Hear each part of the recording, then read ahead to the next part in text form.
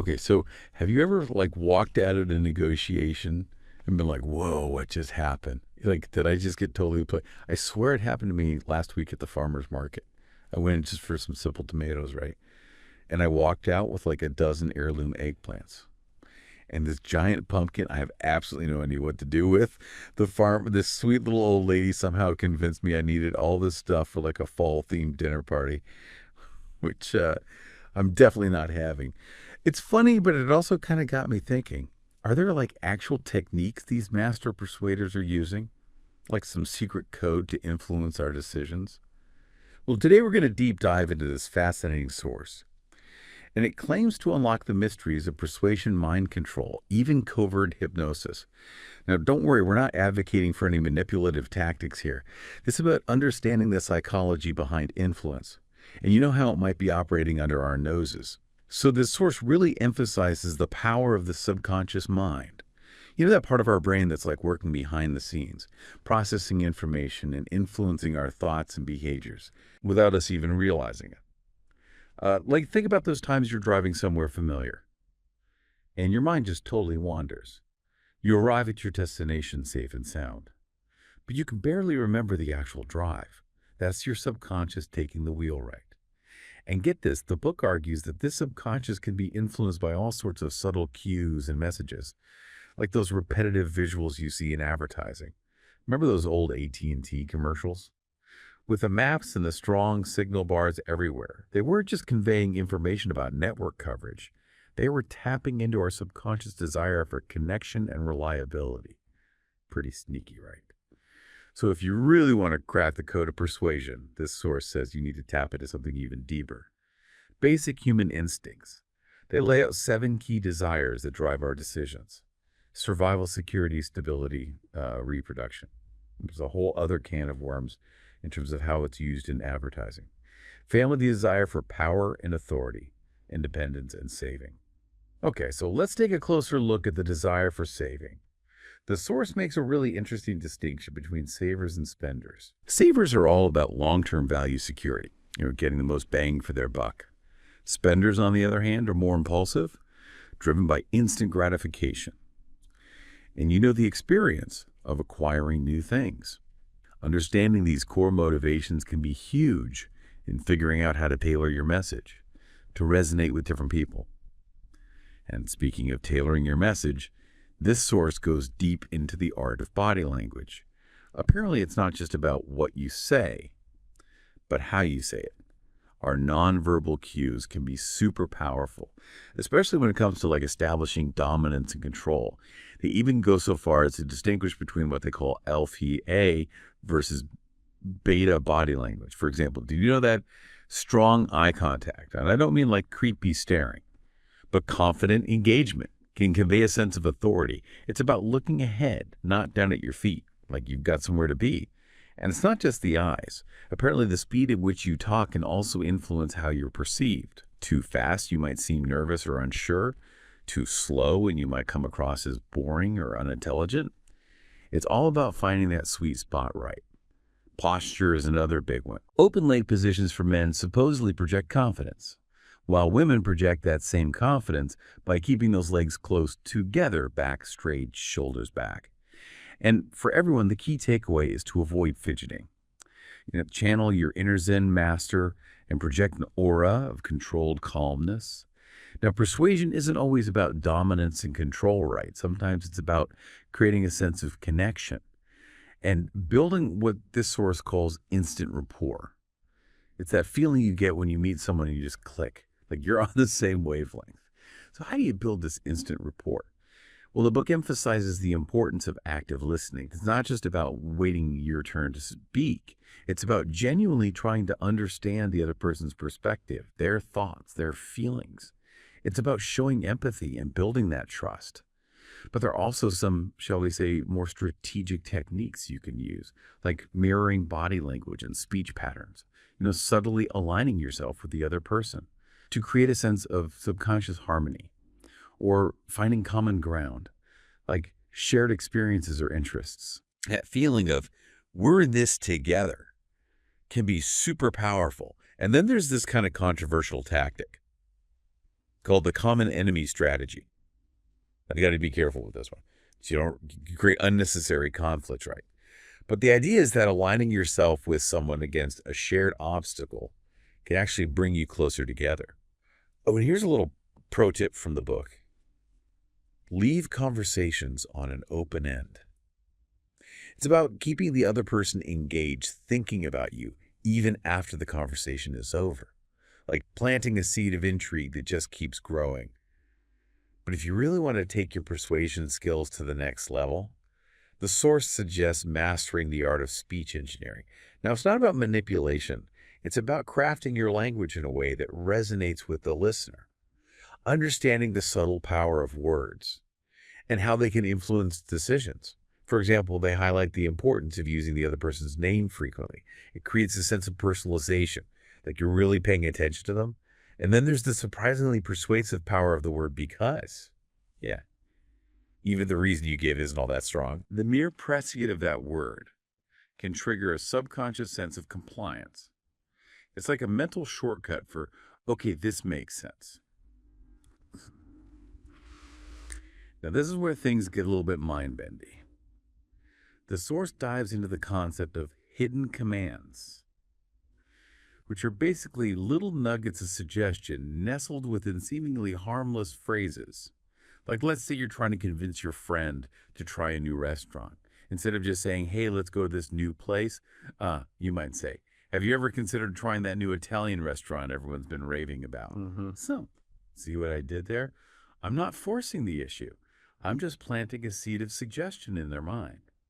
Or imagine you're in a sales meeting and you want to emphasize the urgency of a deal. Instead of directly saying you need to act now, you might say, you may not realize how quickly this opportunity is going to disappear. Again, it's a subtle approach. But the book argues that it can be surprisingly effective. And this is a big book, we got to use these techniques ethically. Persuasion is about influence, not coercion. We're not trying to trick people into doing things they don't want to do. Now, some of this stuff might seem a little, matrix. Why? But the truth is we're bombarded with persuasive messages every single day, from advertising to social media to even those seemingly harmless conversations with friends and family. So the more we understand how these secret codes work, the better equipped we are to navigate this complex world of influence. Are we the persuader or are we being persuaded? That's a question worth pondering when you say. All right, so this next part is where things get really wild. The source dives headfirst into this whole concept of covert hypnosis, which is basically like planting suggestions in someone's subconscious without them even knowing it's happening. Sounds kind of like something out of the spy movie, right?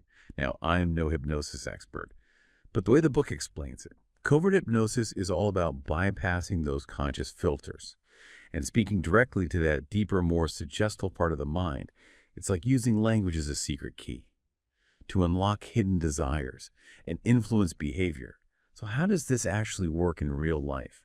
Let's say you're trying to convince your friend, let's call him Mark, to join you for a weekend camping trip. Now, Mark, he's a bit of a homebody, loves his creature comforts, not really the outdoorsy type. Now, before I read this source, I might have just said something like, come on, Mark, it'll be fun. We can roast marshmallows, tell ghost stories, the whole camping experience. But now, armed with this covert hypnosis knowledge, I take a different approach.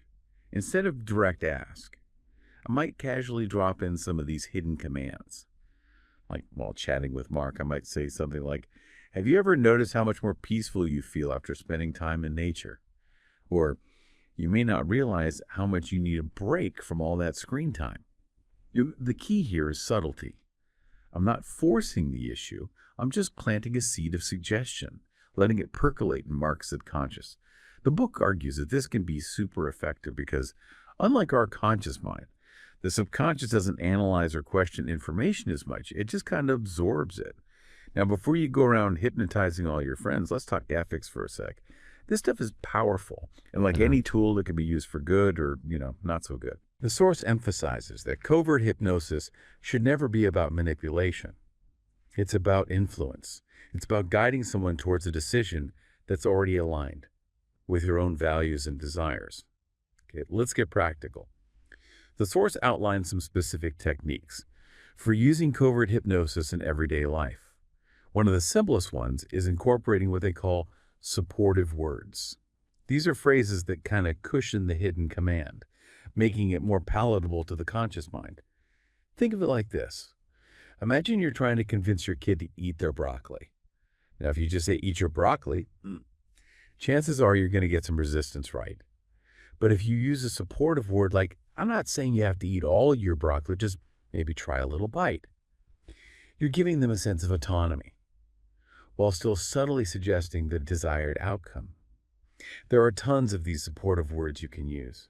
Have you ever considered? You may not know. I wonder if. The key is to choose phrases that feel natural to you and your conversational style. Another powerful technique the source highlights is using metaphors and stories. You know our brains are wired for storytelling. We connect with narratives on a deep emotional level.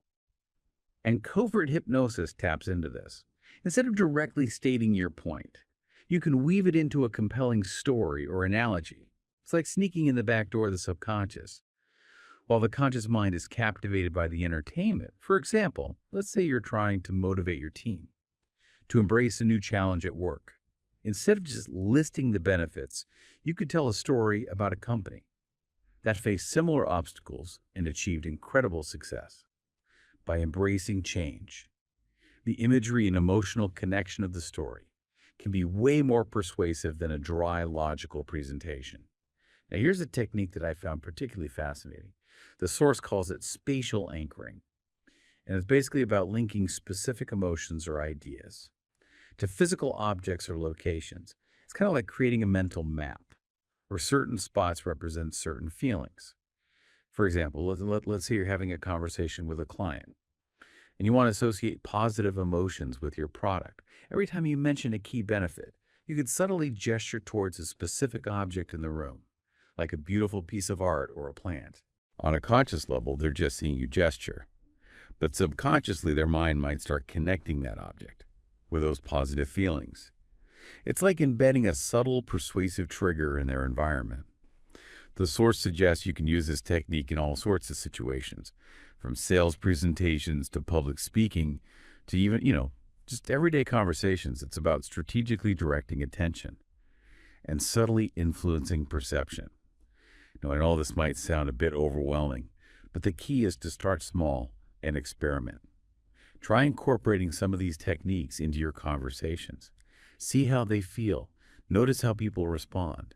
It's amazing what a few subtle shifts in language and behavior can do. But always remember, with great power comes great responsibility. These techniques should always be used ethically, with the other person's best interests at heart. Okay, let's shift gears and talk about something a little less mind-bendy. Subliminal messaging. It's this whole idea of planting hidden messages in ads or media to influence behavior. Like that classic urban legend about flashing images of popcorn during a movie to boost concession sales. Whether it actually works is debatable. But the point is, we're constantly being exposed to subtle, persuasive cues, often without even realizing it. The source mentions some interesting examples of how subliminal messaging is used in real life. Apparently, some stores play music with embedded messages like, "Don't steal, we're watching you," to deter shoplifting. Kind of creepy, but hey, if it works right. But it's not always so innocent. The source also talks about how subliminal messaging is often used for less than ethical purposes, like embedding hidden sexual imagery in ads to tap into those primal urges and influence consumer behavior. It's a reminder that persuasion is a powerful tool, and it's up to us to be aware of how it's being used, both for good and for, not so good. Now, before we wrap up this deep dive, there's one more crucial aspect of persuasion we need to address: overcoming internal resistance. Think about it. We all have those inner voices that hold us back, right? The doubts, the fears, the what-ifs. That can prevent us from taking action. The source argues that there are two main ways to make your offer more convincing. You can either make it more enticing, which we've talked about a lot already, or you can work to reduce the other person's internal resistance. It's like clearing a path for them to say yes. One way to do this is by acknowledging and validating those negative emotions. It might seem counterintuitive, but the idea is to meet people where they are.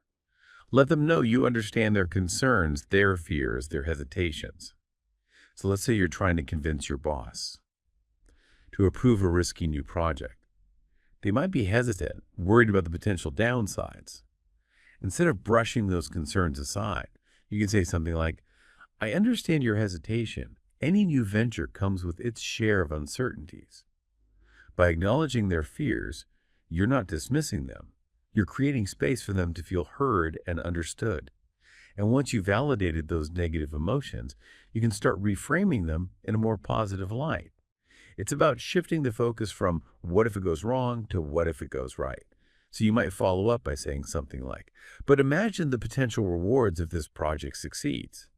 Think about the growth opportunities, the positive impact it could have on the company. You're not denying the risks. You're simply shifting the perspective to highlight the potential upside.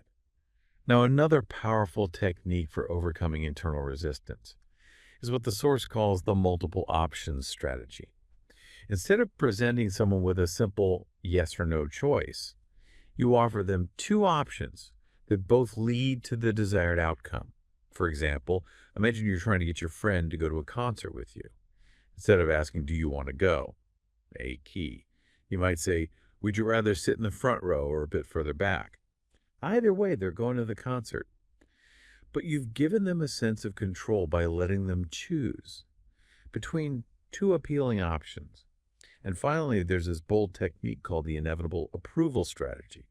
It's all about confidence, acting as if their approval is a foregone conclusion. So instead of asking a potential investor, would you be interested in funding this project? You might say, I know you're going to love this project.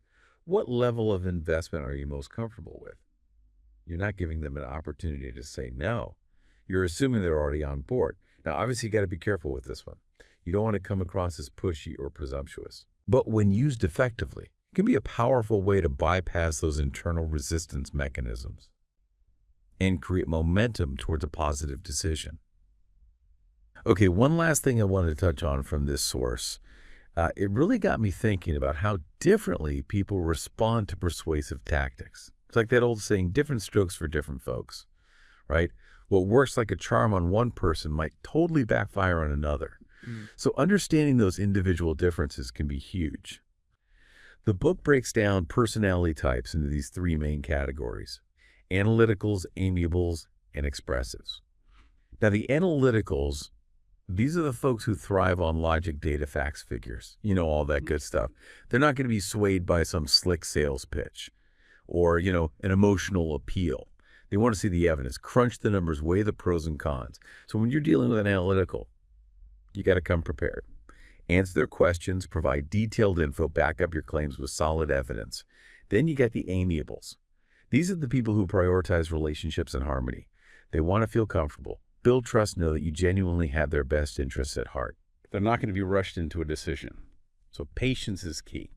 With amiables, it's all about building that rapport, creating a sense of connection, and showing that you genuinely care about their needs. And then there's the expressives. Think big picture thinkers, driven by passion and enthusiasm, always bursting with ideas. They love to talk, share their thoughts, get excited about new possibilities. So with expressives, you got to paint a vivid vision, inspire them with your ideas, get them fired up about the possibilities. Of course, these are just broad categories. In real life, people are way more complex, right? But understanding these basic personality types can give you a starting point, help you tailor your approach and connect with people on a deeper level. And get this, the source suggests, you can actually use the way someone speaks to pick up on clues about their personality type, kind of like a little window into their subconscious. Analyticals, they tend to be very precise with their language, careful with their words, might even speak a little slower, taking their time to think things through. Amiables, on the other hand, often use warmer, more relational language. They might ask more questions, focus on shared experiences, things like that. And then you got the expressives, probably talking a mile a minute, using lots of colorful language, maybe even gesturing wildly as they speak.